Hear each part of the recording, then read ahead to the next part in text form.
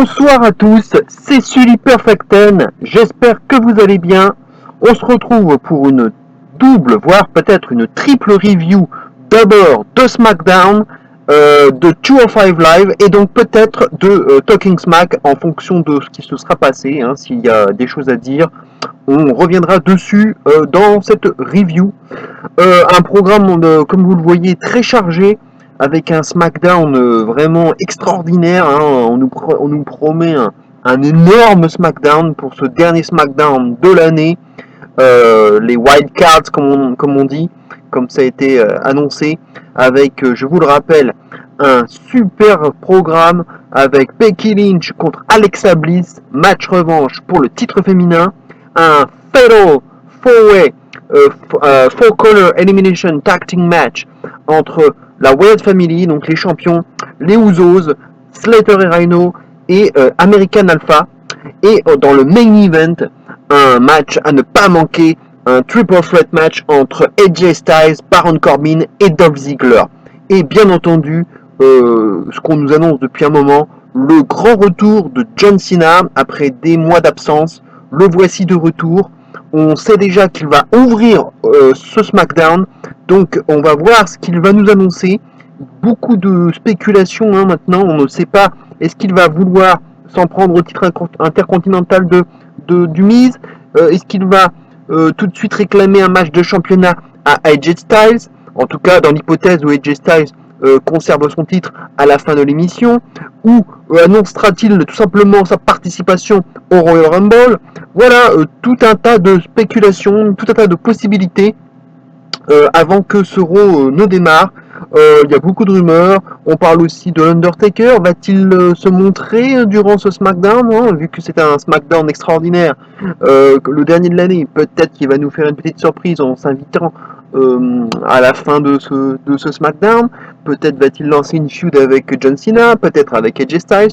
On ne sait pas pour le moment ce qui va se passer. Et c'est là tout l'intérêt de ce SmackDown. En tout cas, moi, je suis très très excité à l'approche de cette émission. Et j'espère qu'on ne sera pas déçu et qu'on va avoir un super show, en tout cas l'un des meilleurs shows de ces derniers mois.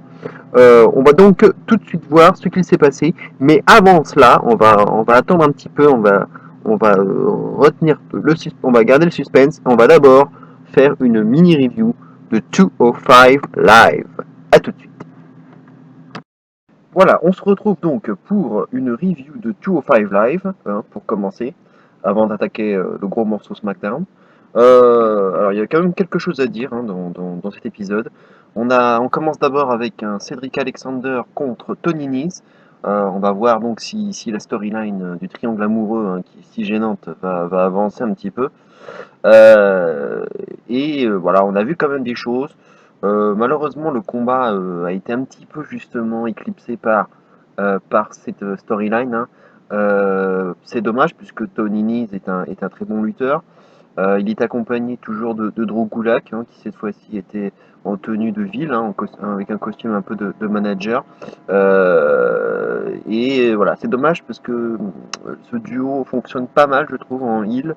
Et, euh, c'est pas forcément à leur avantage de les mettre dans cette situation, puisqu'ils sont un peu victimes de ce booking et de cette storyline, puisqu'on a vu d'abord le match, avec un bon match d'athlètes d'abord, avec de bonnes manœuvres, mais ce match a été quelque peu gâché par la storyline, puisqu'on a vu ensuite, un peu plus tard dans le match, Alicia Fox s'engueuler avec Drew Gulak à l'extérieur du ring.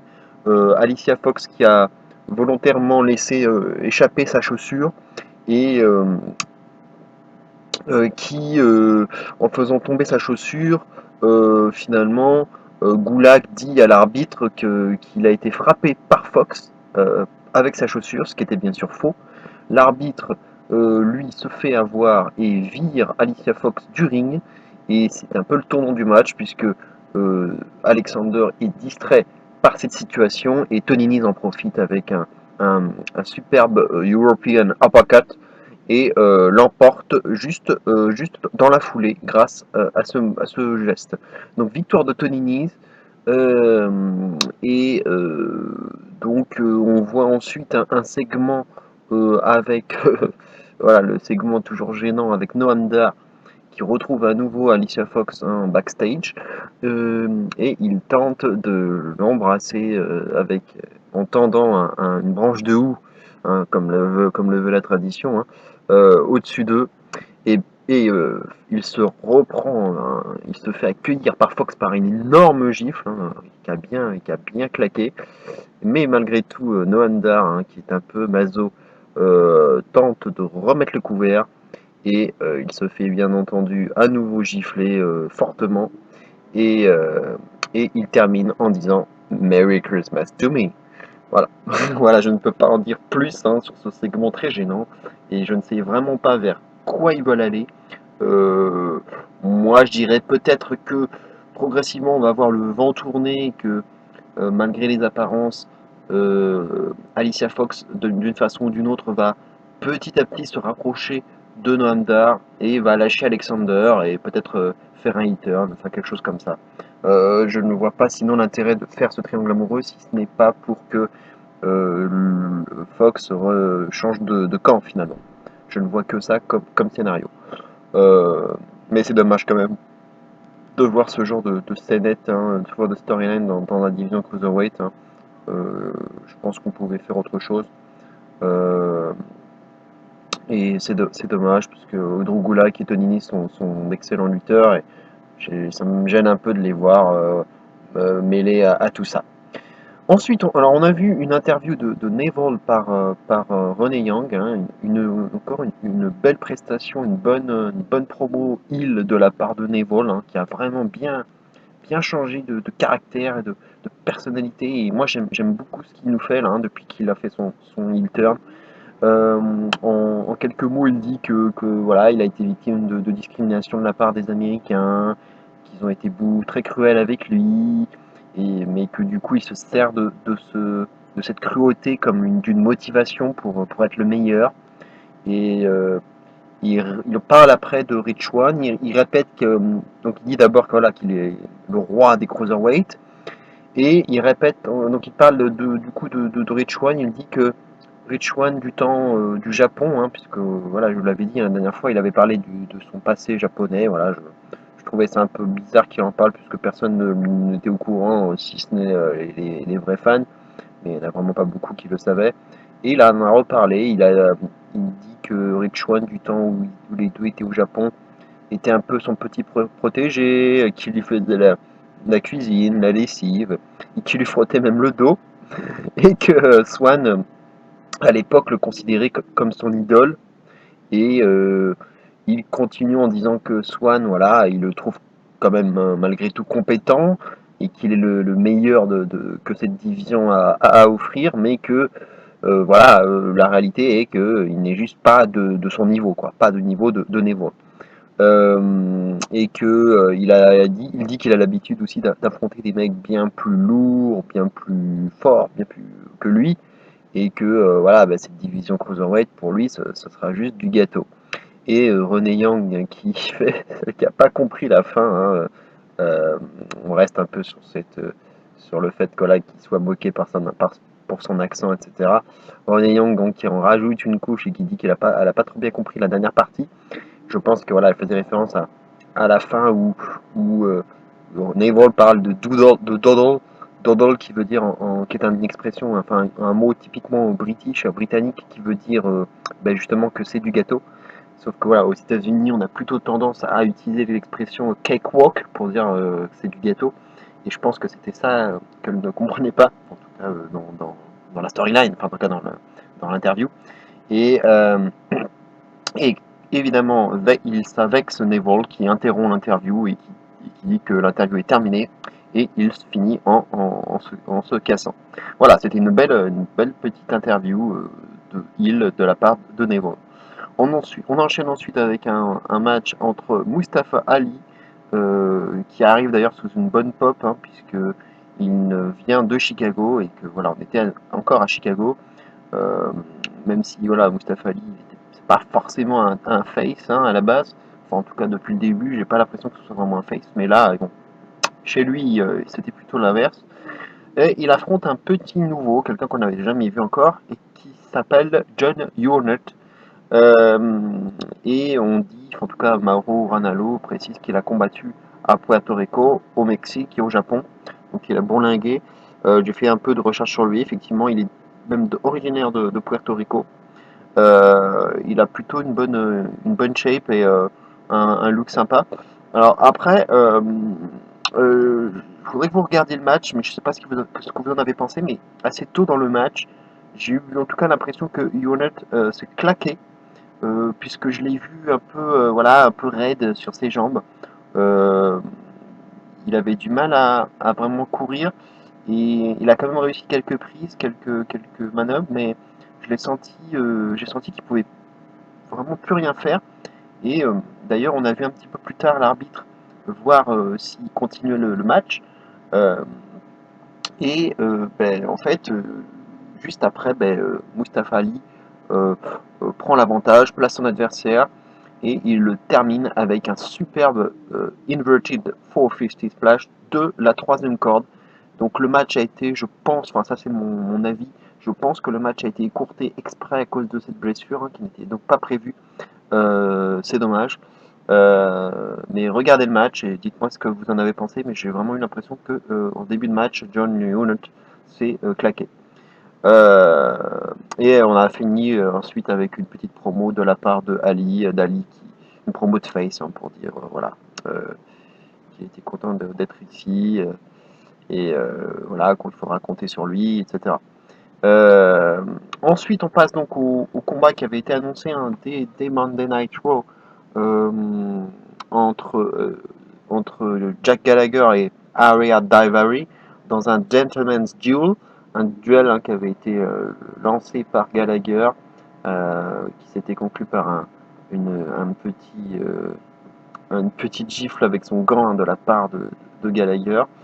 Donc on se retrouve avec un segment un peu bizarre puisque c'était pas du catch, on a vu un tapis avec une table et avec divers objets. On a vu une théière, une barre de fer, un parapluie, une clé à molette, plusieurs objets. Et, euh, et Gallagher lui explique les règles, il lui dit prends ton arme, choisis-la. Et il choisit bien sûr celle qui lui semble la plus efficace, c'est-à-dire la barre de fer. Gallagher lui enchaîne, il prend un parapluie. Et Daivari, donc euh, en tout cas Gallagher lui dit qu'il faut se mettre dos à dos et faire 5 pas et se retourner. Sauf que Daivari lui n'attend pas. Et lorsque Gallagher fait ses pas, Daivari pardon, en profite et l'attaque dans le dos. Mais il esquive, Gallagher l'a vu venir, il esquive, il se fait contrer. Mais Daivari réplique, la bagarre s'intensifie, mais finalement Gallagher prend l'avantage avec son traditionnel drop kick porté dans le coin. Et Daivari s'échappe du ring et s'enfuit. Et suite à cela, le combat est terminé et Gallagher est déclaré vainqueur par forfait. Voilà. Bon, c'était un petit segment marrant, on va dire. C'était pas, voilà, il n'y avait pas beaucoup de catch, mais c'était voilà le segment un peu marrant de l'émission. Mais je pense que il faudra compter, enfin en tout cas c'est comme ça que je vois les choses, mais il faudra compter, je pense, sur Jack Gallagher qui apporte un vent nouveau, une fraîcheur et voilà un humour, quelque chose quoi. Il apporte quelque chose. Hein. Je pense avec malgré son petit physique, je pense qu'il a quand même du charisme et je pense qu'il pourrait vraiment très très bien fonctionner, en tout cas dans le moule de la WWE, aussi bien pour ses talents de catcheur que pour son talent, on va dire un peu plus comedy wrestling. Et voilà, et je pense qu'il a le package pour réussir à la WWE. Et enfin, on termine avec le main event, donc le match qui était aussi annoncé depuis Monday Night Raw entre Rich Swann, le champion, et Neville, un match qui n'était donc pas pour le titre. Mais comme je vous avais indiqué, il y avait de fortes chances que Neville gagne le match afin de se mériter un match de championnat. Ça paraissait logique. Alors, est-ce que c'est arrivé? Je vous le dirai plus tard. Le match a été vraiment très bon en tout cas. d'un très très bon niveau, peut-être l'un des meilleurs depuis que 205 Live existe, et même que depuis que la division Cruiserweight existe. C'est un match que je vous invite à regarder en tout cas. On a eu un match qui a été quand même où chacun a eu son moment. La première partie du match, Neville a largement dominé le match. Il s'est montré assez brutal, euh, avec notamment une projection contre le coin du ring, portée à l'extérieur, euh, qui a été d'ailleurs montré plusieurs fois au ralenti, hein, c'était spectaculaire. On le voit aussi ensuite tenter une belle manœuvre aérienne directement vers l'extérieur du ring sur Rich One, mais malheureusement un peu botché puisqu'il lui retombe plutôt sur le bras. Et bon, du coup, il tombait un peu à côté, ça c'est dommage. On peut dire que pendant les moments un peu plus calmes de prise au sol, on a entendu des chants à la gloire d'Austin Harris, hein. On peut constater qu'il est de plus en plus over et à chaque fois, hein, on scande son nom durant les matchs, durant les shows des 205. Et je pense que voilà, si par hasard il faisait son retour dans cette division, il aurait une super pop. En tout cas, moi j'ai hâte de voir ça. Mais peut-être qu'il reviendra à la NXT ou alors peut-être qu'il fera les deux à la fois. Faudra voir. Je sais pas du tout ce qu'ils veulent faire d'Austin Harris pour le moment. Revenons au match. Donc Neville continue sur son avantage, hein, avec notamment un standing shooting star press directement sur le dos de Swan. Et c'est là qu'à ce moment-là, un peu plus tard, que Swan se réveille enfin avec un top rope Hurricane Rana suivi d'un Phoenix Splash porté à l'extérieur du ring, hein, ça a été très spectaculaire. Euh, et ensuite, il a fait pas mal d'enchaînements. Il enchaîne ensuite avec un Tiger Bomb, mais Neville se dégage du compte. Swan tente ensuite, contre ensuite Neville avec un super kick qui lui fait même carrément tomber son protège-dents à Neville. Et il enchaîne avec l'un de ses finishes qu'on n'a pas beaucoup vu depuis d'ailleurs qu'il est là. C'est un qu'il appelle en tout cas c'est Mauro Wanalo qui l'a dit. C'est une prise qu'il appelle le Fantastic Voyage. C'était une sorte de metallic driver, hein, de gomme métallique finalement. Euh, un mélange de Michinoku Driver et de Michinoku Driver pardon et de Metallic Driver. Euh, en tout cas une super prise spectaculaire, mais Neville se dégage à nouveau. Et un peu plus tard dans le match, Neville contre Rich One et tente un Twisted 450 Splash, mais Rich One esquive et donc évite cette manœuvre et enchaîne avec un kick juste un gros kick derrière le nuque de Neville, mais Neville se dégage à nouveau. Donc beaucoup de near falls, hein, beaucoup de suspense. Et enfin, on voit plus tard Rich One sur la troisième corde, debout. On a l'impression qu'il veut imiter Neville et lui porter une Red Arrow. On a l'impression qu'il est en train de le faire, mais Neville intervient avant et fait un chassé qui fait retomber Swan directement, on va dire, sur les couilles. Ça l'assoit en tout cas sur la troisième corde. Et le match se termine comme ça puisque Neville enchaîne et porte une superplex dévastatrice et directement donc sur le centre du ring et Neville donc l'emporte sur cette manœuvre. À noter que c'est quand même très rare, même moi qui ai vu énormément de matchs dans ma vie, je ne me souviens même pas avoir déjà vu un match se terminer par une superplex. Donc c'est quand même quelque chose d'assez incroyable, mais pour être souligné. Et donc victoire de Neville sur une superplex. Donc c'est une victoire, comme je vous le disais, hein, qui était sans surprise. Il fallait qu'il gagne pour se mériter officiellement un titre de challenger numéro 1. Et ce sera probablement au Royal Rumble. Donc la rivalité s'intensifie entre les deux. Euh, Neville n'en a pas fini avec Swan, puisqu'après le match, il l'a attaqué avec plusieurs kicks notamment. Et même une released German suplex. Donc il a été assez stiff aussi durant l'après-match. Les arbitres finissent par repousser Neville et on voit un Swan inanimé sur le ring. En tout cas, voilà, un très très bon match pour clôturer l'année, hein, du côté de 205 Live, hein, puisque c'était le dernier combat de l'année dans ce show. Euh, Ça sent le titre, hein, en tout cas ça sent le titre pour Neville. Ça serait normal, ça serait mérité, je pense, qu'il ait ce titre. Ça porterait vraiment la division Cruiserweight à des sommets. Euh, et je trouve que c'est vraiment une réussite. Il n'y a pas eu beaucoup de réussite dans l'année, donc là il faut le dire quand il y en a une. Je trouve que ce heel turn est une vraie réussite pour Neville. Ça lui a donné un nouveau souffle et ça ne peut faire que du bien aussi à la division Cruiserweight. Et il amène vraiment quelque chose. Et j'ai hâte de voir donc déjà ce match de championnat et voir le futur run de champion parce que c'est sans doute un run de champion qui s'annonce pour Neville. Voilà pour la première review de cette vidéo, donc celle de 205 Live, et on va attaquer donc, le gros morceau, SmackDown Live. A tout de suite. Et nous voici de retour, cette fois-ci pour une review de SmackDown Live, un SmackDown Live très attendu, puisqu'il y avait trois gros main events qui étaient attendus pour cette dernière émission avant la fin de l'année. Il y avait en plus de cela le retour de John Cena qui était prévu. Et c'est d'ailleurs lui qui a lancé l'émission. Il est arrivé avec un accueil plutôt mitigé à son image. Comme d'habitude, il divise le public. Toujours pareil. Et puis en plus, toujours des chances à la gloire de CM Punk, comme on est toujours à Chicago. Mais Cena, voilà, il continue sur sa promo, il ne se débine pas, il continue.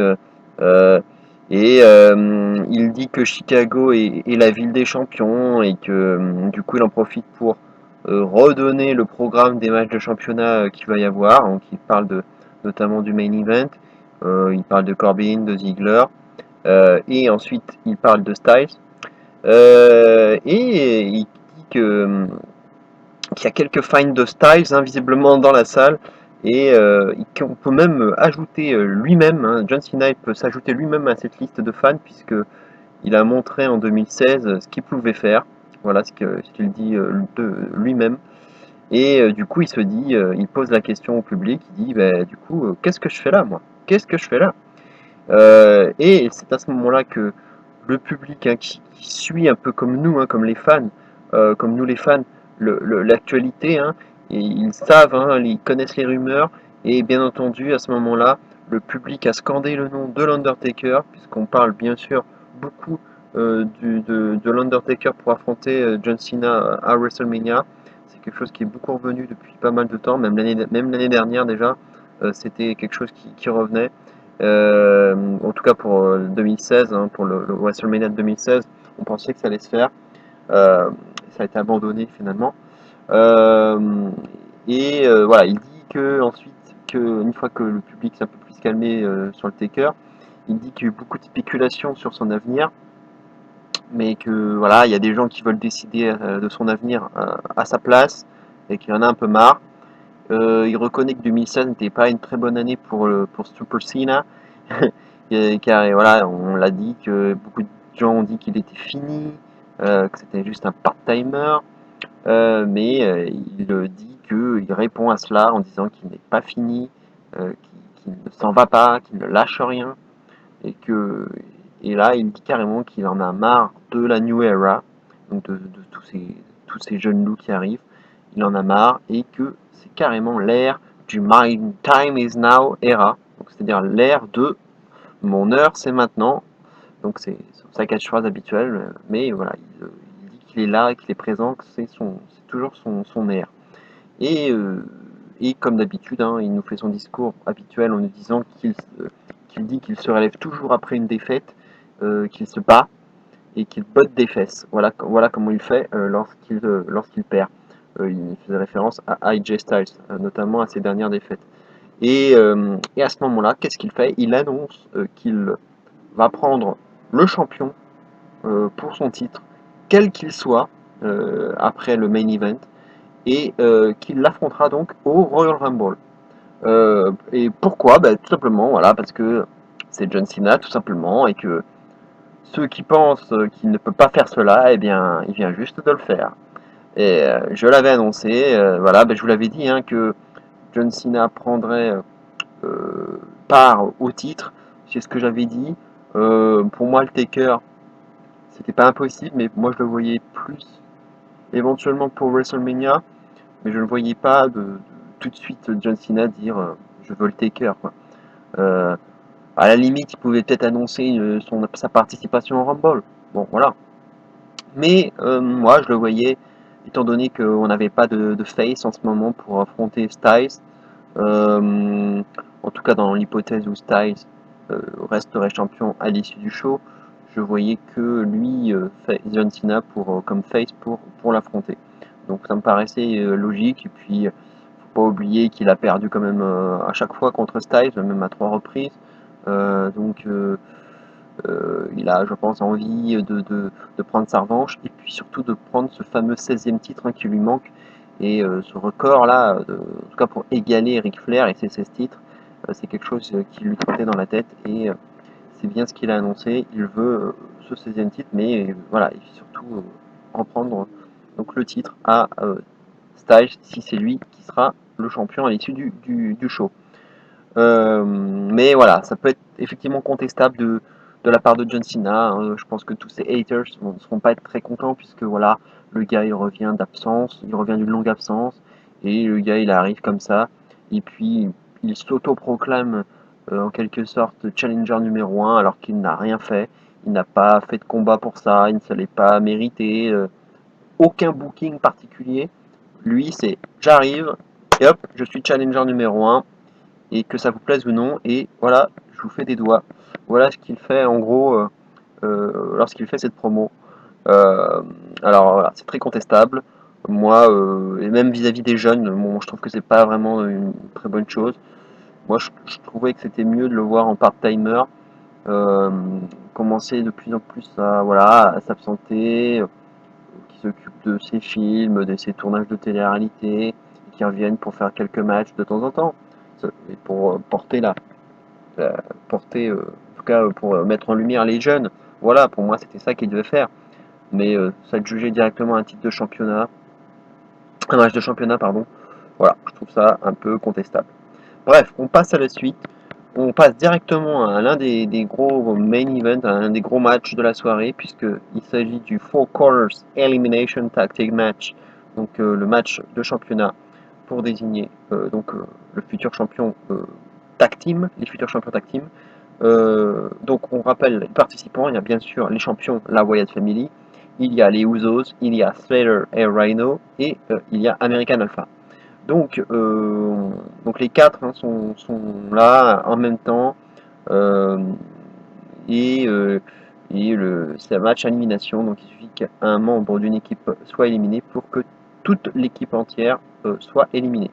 Donc, on peut voir aussi que pendant que les équipes arrivaient sur le ring, euh, on a une intervieweuse, Dasha Fuentes, hein, qui tente d'avoir le Miz en interview, mais derrière sa loge. Mais celui-ci répond que il ne répondra qu'à celle qui, on va dire, l'a giflé, hein, cette petite intervieweuse là qui a essayé de la gifler, c'est-à-dire Renee Young. Euh, et donc, il refuse une interview. Euh, et, euh, et en tout cas, quand on voit ça, hein, enfin, on pourra en reparler tout à l'heure, mais ça semble terminer entre le Miz et Daniel Bryan. Hein, on peut se demander ce qui se passe avec cette histoire, mais en tout cas, on ne voit plus Bryan dans l'histoire. Et on semble non, vraiment directement vers une feud entre le Miz et Dean Ambrose. Retour donc au match tag team.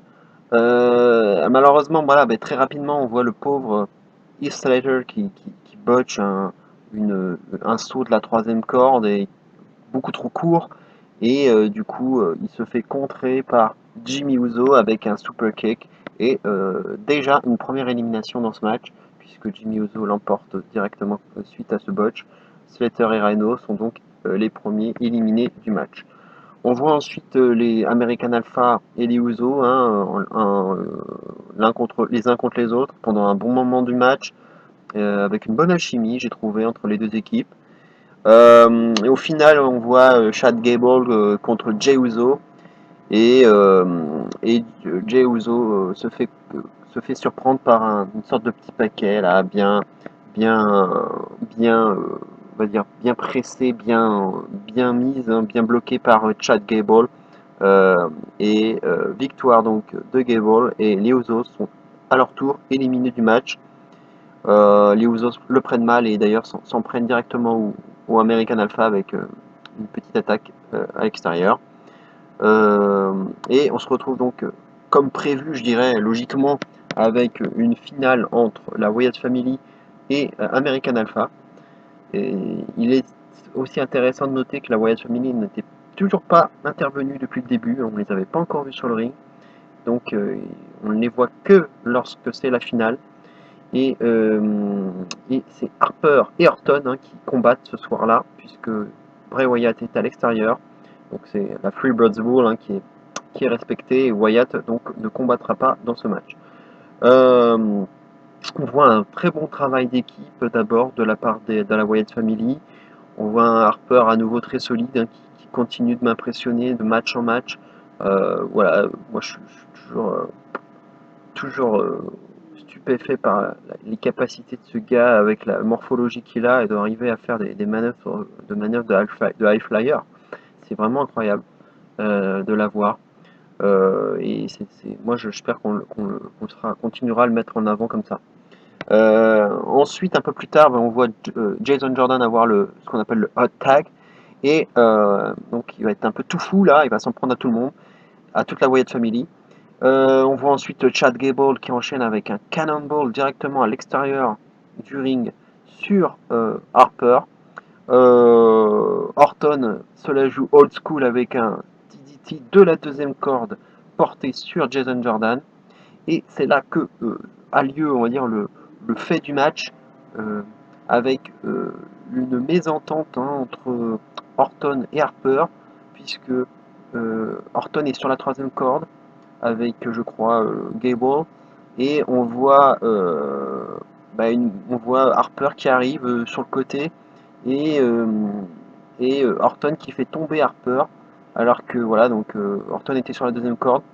Le public a évidemment réagi un peu stupéfait. À ce moment-là, suite à cette mésentente, les American Alpha en profitent avec un Grand Amplitude, leur finish habituel, directement porté sur Randy Orton. Il a, surprise, victoire des American Alpha, victoire, nouveau champion donc. Ça a été une immense surprise en tout cas pour ma part. Je pensais vraiment pas que la Wyatt Family allait déjà perdre ses titres. Et je pense que le fait que ce soit le dernier show de l'année, voilà, il fallait marquer le coup. Et je pense que voilà, il voulait qu'il y ait quelque chose qui arrive, qu'il y ait un titre qui change de main. Et voilà, c'est ce qui a été fait avec une surprise donc. Et un bon mark time en tout cas pour moi. Moi j'ai trouvé que c'était vraiment un bon moment de voir American Alpha avec les ceintures. Et, euh, et on voit bien entendu après le match un début de dissension entre Harper et Orton. On voit Wyatt qui essaye de les calmer, se mettre entre les deux. Mais voilà, on sait que c'est pas terminé entre les deux. On sentait déjà depuis le début, depuis qu'ils sont champions, qu'il y avait un, un peu une rivalité, une petite friction entre les deux dans cette équipe et que ça allait certainement continuer à prendre de l'ampleur cette friction. Et ce fut le cas jusqu'à, ça leur a coûté les titres. Donc on va voir ce qu'ils vont faire de ces deux-là.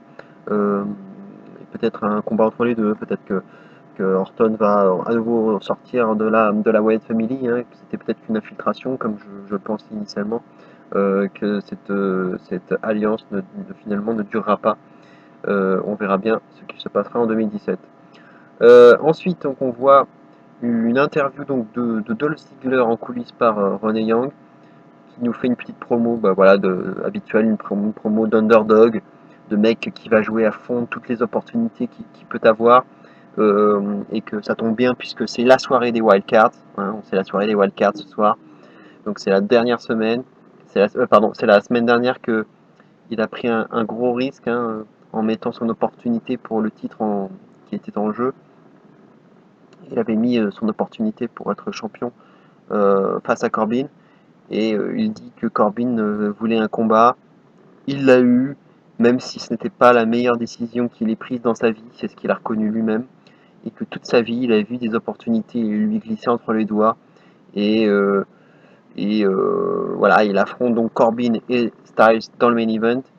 Et il dit qu'a priori, cela ne lui laisse aucune opportunité, mais ce soir, il dit qu'il sera la wild card, donc cette carte joker, cette carte qui ne gagne peut-être qu'une seule fois sur 1 million, mais qui ce soir gagnera.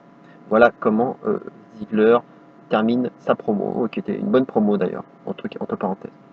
Et on retrouve alors voilà ce duo assez étonnant et inattendu entre James Ellsworth et Carmella. On voit James Ellsworth toujours mal en point, hein, toujours avec suite à ce qu'il avait pris de la part de Styles, enfin d'Ambrose. Donc il est toujours en mauvais état. Il est interviewé par Dasha Fuentes sous les huées d'ailleurs, hein, comme on peut voir que Ellsworth se fait huer. Et il répond donc avec une mini-harpe à la question de savoir ce que cela fait que les gens se moquent de lui. Et il dit que les gens se moquent de son physique et de son gabarit et que des fois cela le déprime. Donc voilà, on voit ça. Et puis Carmella donc, qui revient, qui interrompt cette interview et qui dit qu'elle trouve James Ellsworth, comme elle dit, uniquely attractive, donc attirant d'une manière unique, si on peut dire. Donc c'est encore un passage très très très étonnant. On ne comprend vraiment pas où ils veulent en venir avec ça. Et donc voilà, donc Carmella lui offre son bras et Ellsworth prend son bras et ils partent ensemble. Donc je ne comprends pas ce qu'ils veulent faire avec ça. Autant un triangle amoureux comme on a pu voir à 205 Live, pourquoi pas, voilà. Mais quand on voit voilà, Ellsworth avec Carmella, c'est comme très très étonnant.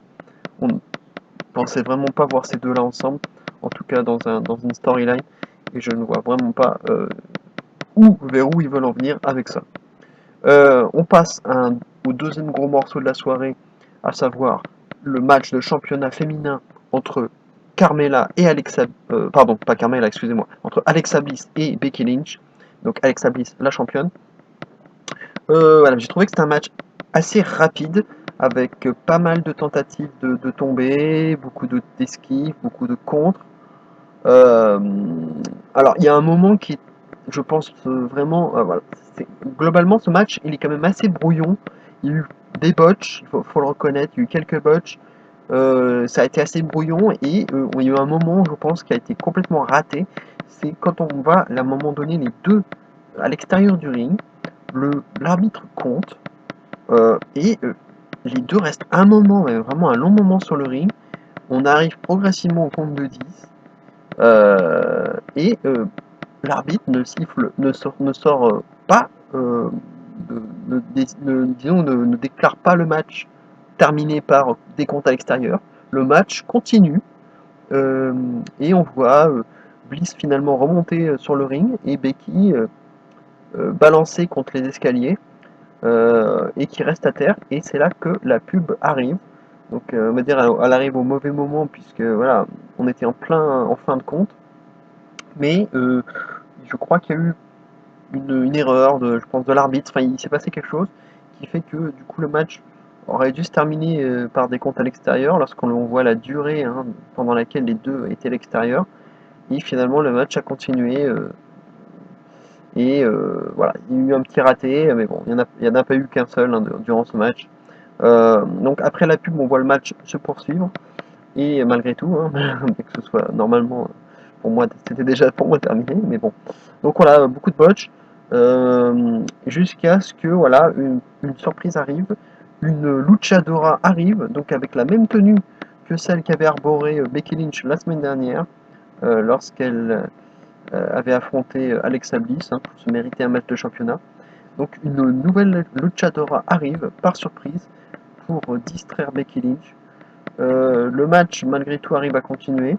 Becky Lynch euh, arrive euh, euh, arrive à porter un énorme disarmer un peu porté à la Pentagon Junior hein, pour ceux qui suivent la Lucha Underground.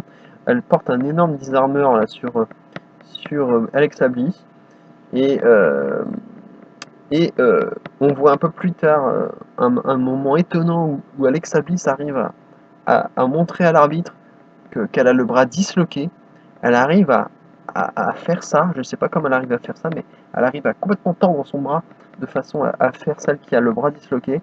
Donc, et pendant ce temps-là, l'arbitre est distrait et la luchadora en profite en projetant Alexa Bliss, en projetant Becky Lynch contre le poteau, avec une partie du deuxième poteau qui était découverte, hein, puisqu'elle avait arraché, la luchadora avait arraché le- le- la protection.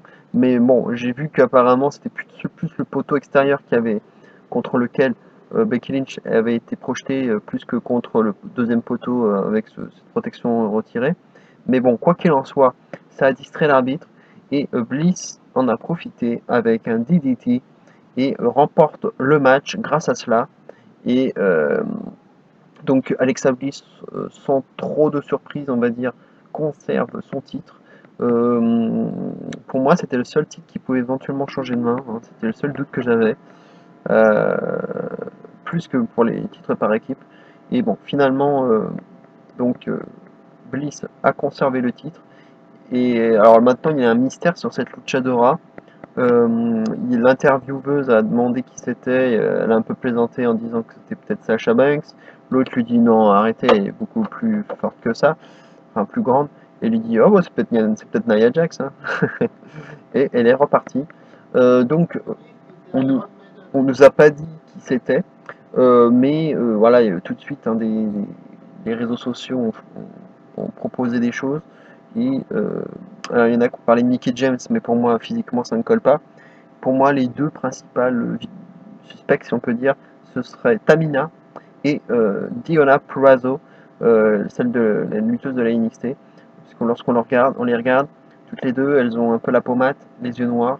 Euh, alors, je serais plus tenté par Diona Purrazzo, mais si c'est Tamina, je serais un peu étonné parce que Tamina, elle aurait vraiment fondu à ce moment-là, parce que je la trouvais assez mince, hein, cette luchadora. Ouais, assez maigrichonne même. Et si c'est Tamina, voilà, je serais très très étonné, puisque Tamina elle est quand même assez costaude, elle a des épaules carrées. Donc je serais très étonné que ce soit Tamina. Mais bon, on verra bien ce qui se passe. En tout cas, je pense que ça va se jouer entre Deonna Purrazzo et Tamina. Euh, à un moment voilà, que ce soit un autre nom sorti du chapeau et qu'on n'ait pas de bons yeux. Mais je vois sûrement l'une de ces deux-là. On finit ensuite par voir enfin le Miz interviewé par Renee Young, hein, comme il le souhaitait. Le Miz qui dit que 2017 sera son année, hein, déjà que 2016 était une très grande année pour le Miz, mais il dit que 2017 sera son année. Il est entouré par des agents de sécu, mais le Miz les renvoie tous. Et évidemment, ça dégénère puisque on voit sur le côté apparaître Dean Ambrose avec une tenue de sécurité également et qui tout de suite après attaque le Miz, le projette contre le mur et finit sur une note d'humour après avoir attaqué l'ensemble des, euh, des, euh, des agents de sécu qui étaient là. Il récupère un Tokiboki qui était par terre et dit euh, que tout est ok, all clear. Euh, et voilà, un petit passage marrant qui donc annonce, et c'est là qu'on annonce du coup un match de championnat la semaine prochaine à SmackDown Live entre le Miz et Dean Ambrose. Donc comme je vous le disais, ben, je pense que c'est, je comprends pas ce qui s'est passé. Il y a certainement eu quelque chose, mais j'ai l'impression que soudainement le Miz a arrêté de s'en prendre à Daniel Bryan et de le singer sur le ring ou de le troller comme il le fait habituellement. Et il est tout de suite parti sur une nouvelle feud avec Dean Ambrose. Et je me suis demandé si le but n'était pas que Dean Ambrose, que le Miz affronte Daniel Bryan à WrestleMania, mais que au final, peut-être un dernier test médical a montré que ce n'était pas possible et que Daniel Bryan ne pourrait plus jamais remonter sur un ring et que finalement, ça a peut-être du coup réorienter au dernier moment la storyline et qu'on a été obligé de changer de cap et que du coup le Miz s'est orienté désormais vers Dean Ambrose. Ce n'est qu'une hypothèse, ce n'est que mon hypothèse, mais j'ai tellement trouvé ça étonnant ce revirement là tout à coup d'une semaine à l'autre on voit le Miz complètement oublié Daniel Bryan que je me suis demandé s'il n'y avait pas eu un changement de cap de pas à cause de la santé de Daniel Bryan. Et peut-être que un match était prévu pour WrestleMania, ça aurait été une belle histoire, mais on peut se dire que c'est a priori terminé, à moins que le Dean Ambrose ne soit qu'un push-through dans l'affaire et qu'on nous ressorte Daniel Bryan du chapeau juste après, mais je commence à en douter fortement. On passe déjà au main event, donc le match tant attendu entre dans un triple threat match entre Baron Corbin, Dolph Ziggler et AJ Styles. On peut voir tout de suite que AJ Styles a vraiment une grosse pop de la part du public, hein, même s'il est heel. Hein. C'est vraiment la star, c'est vraiment lui qui est apprécié le plus et il s'est mérité, hein, parce que c'est vraiment quelqu'un qui tient la baraque, hein, qui est probablement la meilleure recrue de la WWE en 2016.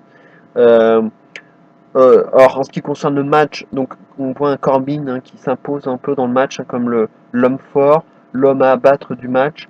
Il y a eu pas mal de fois, on a vu Ziggler et Styles essayer de s'en prendre à deux sur Corbin. Euh, on voit Styles qui tente, hein, de la jouer un peu filou, en bloquant les jambes de Dolph Ziggler, notamment pendant un End of Days.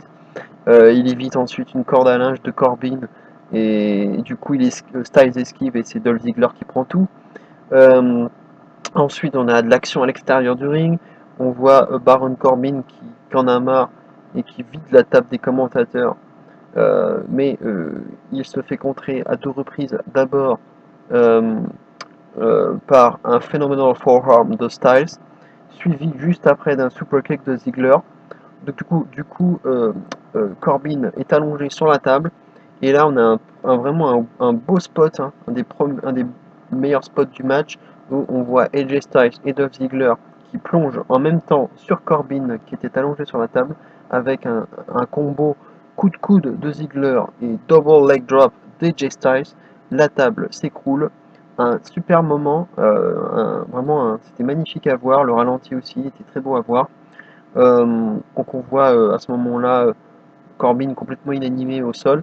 Donc, du coup, l'action se passe entre Ziggler et, euh, et Styles sur le ring. On voit un jumping DDT de la part de Ziggler. Styles se relève. Un Ushigurushi de Styles aussi. Puis un super kick de Ziggler sur Styles. Mais Corbin, euh, alors à ce moment-là, on voit ce super kick de Ziggler. Donc il recouvre Styles. Corbin était, alors c'était prévu comme ça, hein, il devait normalement interrompre le tombé, mais il est arrivé trop tard sur l'action. Il s'est un peu chié sur le coup. Il est arrivé trop tard et heureusement que Styles, avec toute son expérience, a vu qu'il y avait eu un problème et s'est dégagé de lui-même. Du coup, il évite un peu la catastrophe. Voilà, ben, ça prouve encore que voilà, Corbin, même s'il a énormément progressé, hein, franchement, je suis très dithyrambique à son égard, hein, à Corbin depuis quelques semaines. Mais voilà, on sent voilà, il a encore besoin de progresser, de prendre de l'expérience. Et voilà, on le voit dans cette petite erreur là qui aurait pu coûter cher. Euh, Ensuite, donc voilà, on a un autre, voilà, on va dire le deuxième gros moment du match, hein, quelque chose qu'on n'avait jamais, mais jamais vu avant, c'est-à-dire un, simultanément un End of Days de la part de Corbin sur AJ Styles, mais Corbin subit en même temps un zigzag de la part de Ziggler. Ça fait un énorme move que je vous vraiment recommande de regarder. C'est vraiment exceptionnel, ce End of Days et ce zigzag à la fois. Du coup, Styles s'en va du ring. Corbin est couvert par Ziggler mais se sauve du tombé. Ça a été un moment qui a scotché le public. Euh, et un peu plus tard, Corbin arrive à nouveau à porter un End of Days, cette fois-ci sur Ziggler. Euh, mais là, qui arrive par surprise, AJ Styles, il arrive avec son springboard Phenomenal Forearm directement sur Corbin. Et à ce moment-là, Corbin roule donc à l'extérieur du ring et en profite, donc Styles en profite pour couvrir Dolph Ziggler qui était encore à terre suite au End of Days. Et il va chercher cette victoire. Donc une victoire, comme je vous disais, sans surprise, d'AJ Styles qui conserve son titre. Hein. Je ne pouvais voire je ne voyais absolument aucun changement possible pour un changement de titre impossible pour moi. Et John Cena arrive, confronte Styles, il veut lui serrer la main. Styles, voilà, il hésite et il finit par le faire, mais on voit que ça reste très tendu entre les deux. Et ça officialise donc un match entre AJ Styles et John Cena au Royal Rumble, donc pour le titre de champion de la WWE. Donc on peut le dire, c'est officiel. En tout cas, voilà, ça a été un très gros match, un très gros main event, et globalement, le show a été réussi. Tout n'a pas été parfait, hein, comme j'ai pu, voilà, vous avez pu le voir, hein, vous avez pu l'écouter dans ma review. Tout n'a pas été parfait, mais pour moi, SmackDown a réussi son pari. C'était le dernier show de l'année. Ils ont voulu marquer le coup. Il y a eu changement de titre. Il y a eu voilà ce super main event et et pour moi, Raw est à nouveau pour la énième fois battu à plat de couture par SmackDown Live, qui s'impose vraiment comme le meilleur show hebdomadaire de la WWE.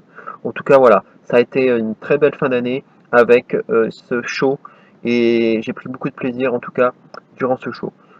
Et à noter que quand James Ellsworth n'est plus sur le ring et n'est plus dans le main event, on respire quand même, hein, ça va quand même beaucoup mieux et on voit enfin de vrais lutteurs et on voit enfin du bon catch sur le ring comme on aime. Voilà donc pour cette review de SmackDown Live et on se retrouve avec une troisième review maintenant. On enchaîne avec une petite review, hein, cette fois-ci ça va être beaucoup plus court, de Talking Smack qui a eu lieu donc après SmackDown Live. A tout de suite. Et voilà, on enchaîne avec ce troisième et dernier travail d'Hercule, on va dire, avec Talking Smack. Hein, ça va être un peu plus rapide, hein, puisque c'était quand même un show qui ne dure que 20 minutes, hein, donc il n'y a pas non plus grand chose à dire. Mais voilà, comme il y a eu 2-3 passes d'armes, c'était intéressant peut-être d'en parler. Euh, on peut noter que Daniel Bryan, hein, probablement en vacances, a été remplacé par JBL. Donc on ne peut pas vraiment savoir plus hein, par rapport à ce qui se passe entre le Miz et Bryan, mais j'ai l'impression que c'est terminé. Mais en tout cas, on en saura plus la semaine prochaine. Donc on a vu John Cena comme premier invité. Il se fait interrompre. Hein. Donc d'abord, avant d'être interrompu, John Cena insiste à nouveau sur sa promo qu'il avait faite en ouverture, donc en disant que voilà, il ne lâchera rien, qu'il n'abandonne jamais, qu'il est toujours là, qu'il faut jamais le dire fini, etc. Bon, il a vraiment insisté là-dessus. Et à ce moment-là, AJ Styles est intervenu, il est arrivé, il a déposé sa ceinture sur la table et il est venu confronter John Cena avec une bonne petite friction entre les deux, une bonne promo où on a vu Styles qui reprochait à John Cena de ne pas le respecter, même à travers cette poignée de main que John Cena a voulu faire à Styles en fin de match. Cena dit qu'il n'a pas encore montré tout ce qu'il savait faire et qu'il lui prendra de toute façon le titre au Royal Rumble. Et Styles finit en disant que il fera ce qu'il sait faire de mieux lorsque Cena est dans le ring avec lui, c'est-à-dire beat up John Cena, bien entendu. Et John Cena n'a pas l'air du tout impressionné. AJ Styles s'en va et, donc John Cena répète donc qu'il va rien lâcher, qu'il ne va pas s'en aller, mais que en plus que le 16e titre qu'il va essayer d'aller chercher, le plus important c'est de gagner le respect des gens. Voilà pour John Cena. On a ensuite eu les American Alpha qui étaient invités. Bon, on n'a pas grand chose à dire sur ce passage-là. On passe tout de suite au troisième invité qui était Dean Ambrose, qui est toujours, on va dire, aussi fou, aussi lunatique. Euh, et c'était intéressant quand même de voir Ambrose avec sa copine dans la vraie vie, c'est-à-dire Renee Young. Euh, et JBL donc fout carrément les pieds dans le plat, hein, il faut le dire, il fout la merde, puisqu'il parle directement de la relation entre Ambrose et Renee Young, et il demande s'il n'y a pas un conflit d'intérêt finalement à sortir avec Dean Ambrose, alors qu'elle-même l'interview aussi hein, pour son travail. Renee Young dit que non, Ambrose botte en touche, il préfère parler du Miz, il dit que le Miz a mérité ce qui lui était arrivé ce soir, hein, donc dans le segment dont je vous ai parlé en coulisses à SmackDown Live. Il préfère du coup dire que insister sur le fait que le Miz embarrasse René, hein, et il aime pas ça bien sûr, et que il faudrait faire attention quand même à René Young puisqu'il dit qu'il préférait se battre avec Bray Wyatt plutôt que d'être enfermé dans une pièce avec une femme en colère, et que voilà, il qualifie même René Young d'enforcer, quoi, carrément de tueuse à gages. Euh, René Yang dit que le Miz avait dépassé les bornes la semaine dernière avec ce qu'il avait dit, et qu'elle s'était sentie un peu vulnérable à ce moment-là, mais qu'elle s'était déjà excusée, pensait que de l'eau avait coulé sous les ponts, mais bon, malgré tout, c'était pas le cas. On connaît le Miz, hein, il aime pas être humilié de la sorte, et il avait vraiment envie de montrer qu'il n'était pas content. On l'a vu en backstage, il a continué à s'en prendre à Ambrose et à Renee Young, hein, à la fois.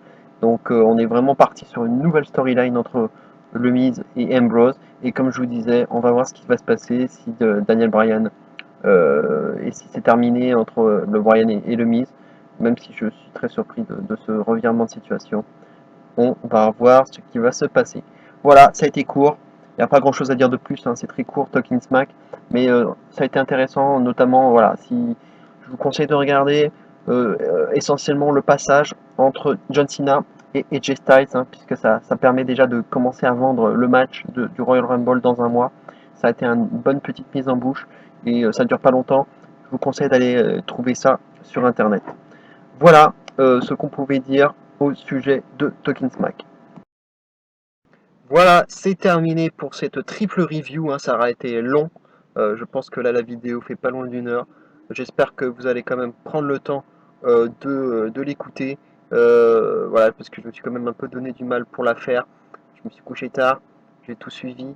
Ça demande du boulot, hein. Je vous dis pas tout ce que j'ai fait, mais ça demande un peu de boulot quand même pour faire des vidéos comme ça et faire le montage, etc. J'espère que ça vous aura plu et euh, n'hésitez pas à faire vos commentaires, à liker et à faire partager auprès de vos contacts et à tous ceux qui aiment le catch, comme vous. On se retrouve demain pour une review de NXT, puisqu'il y a un épisode ce soir qui sera enregistré d'Osaka, hein, du show qui a eu lieu à Osaka. Donc ce sera intéressant de voir quel combat il y a eu et puis voir comment avancent les storylines. Euh, J'espère que ce ne sera pas non plus un épisode de transition et qu'on pourra vraiment avancer, euh, en voir davantage sur ce qui va se passer en début 2017. Voilà, en tout cas, je vous dis à très bientôt, passez une agréable journée et en attendant, vive le catch. Ciao!